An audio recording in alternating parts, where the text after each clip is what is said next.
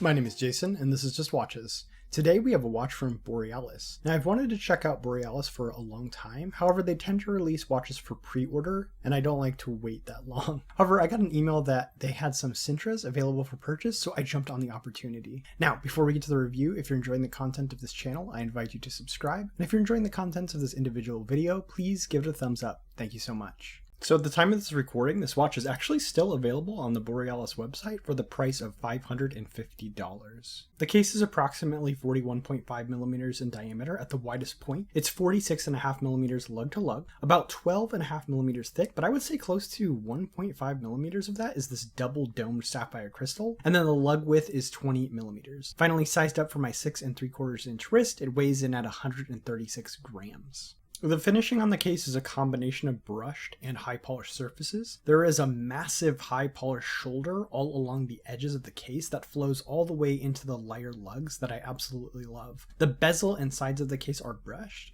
and then the case and lugs are basically completely straight, which sometimes I find less comfortable than a watch with nicely curved lugs.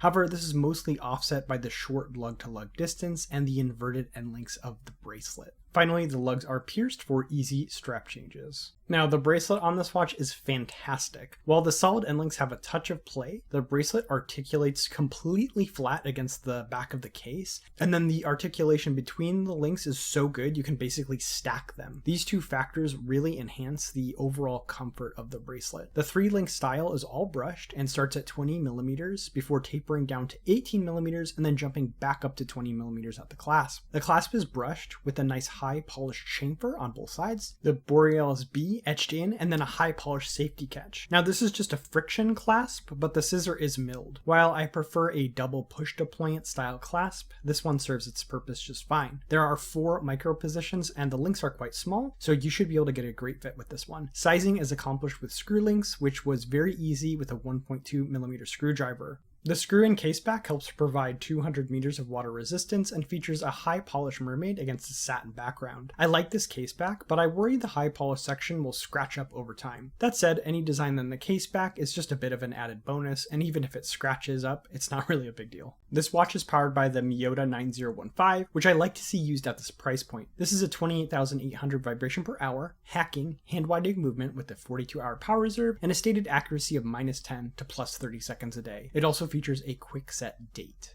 And as you can see, this one's keeping excellent time, -3 seconds a day in the dial up position. And then it's running about -4 to -6 seconds a day with the crown up. The 6 millimeter screw down crown is quite large, but since it is recessed into the case, it doesn't stick out very far, which I really like. It is signed with the Borealis B, and that B is loomed. It uses really large knurling, which makes it very easy to wind and operate the watch with. The threading and unthreading action is also very smooth. Borealis did a great job on this crown. Now I absolutely love this crystal. It's I believe box sapphire, as it rises almost straight up out of the case, but then also has that dome effect. This crystal adds a ton of character to the watch, and you'll definitely notice the massive distortions it causes when viewing the watch from an angle. There's also anti-reflective coating applied to the bottom side, and it works really well. Finally, the case of the watch is so thin that even despite this massive crystal, the watch is still a very reasonable 12.5 millimeters thick. Now this watch draws a lot of its design language inspiration from the Aquaterra, and that's quite apparent when you look at the dial. The dial is actually recessed around the edge, with numerals for each of the 5-minute designations and dashes for the rest. The dial then steps up from the edge and has an absolutely beautiful textured ice blue finish. Now this dial reminds me of something you might get from Grand Seiko. The color and texture is lovely and looks amazing in different lighting conditions. Borealis is written at 12. There are just a few minor blemishes on the text from the dial finish, but they're quite hard to notice, and then you have Sintra at 6. Now going with less text was absolutely the right choice to really show off as much of the dial as possible. The triangle-shaped indices are applied, filled with lume, and then use 2 different finishing, brushing on top and high polish on the sides. The different surfaces play nicely with the light and make the watch legible in almost any lighting condition. Finally, the date at 6 preserves the symmetry of the dial, and then the date window has a nice beveled edge. The hour and minute hands are gabled down the center and feature a half-brushed, half high polish finish. This really helps them catch light and improve legibility. The hour hand is filled with lume, while the minute hand is only lumed at the arrow tip. The minute hand is the perfect length, terminating at the edge of the raised section of the dial, and I love how the arrow at its tip will point perfectly at those dashes around the edge of the dial. Finally, the high polished second hand also has a small loomed arrow at its tip and is even a touch longer than the minute hand.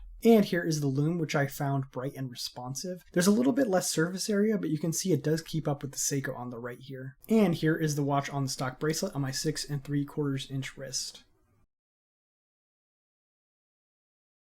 And then here is the watch on a strap. I actually really enjoy it on a strap, and I think this is a bit of a strap monster, especially depending on what kind of dial color you get. So pros and cons, starting with the pros. Well, the best part of this watch is absolutely the dial. This feels like the type of dial you would get on a Grand Seiko. Second, I just love how comfortable this bracelet is. The articulation is basically as good as it gets, and the links are consistently and smoothly finished. Finally, I'm glad they're using a Miyota 9015. This is kind of the cusp of where people will use either the NH35 or the Miyota 9 series, and I'm glad they went with the latter here. As for the cons, despite the short lug-to-lug distance, the watch and lugs are extremely flat, and the watch will sometimes ride slightly cocked on my wrist. If my wrist was a touch larger, I doubt this would be a problem, but it's something you're going to want to keep in mind if your wrists are my size or smaller. Second is the clasp. In a market segment where quick adjust clasps are becoming increasingly common, I'm not a huge fan of just a friction clasp here. And then finally, there's those small imperfections on the Borealis on the dial, and while very minor, it's one of those things that once you see, you don't unsee.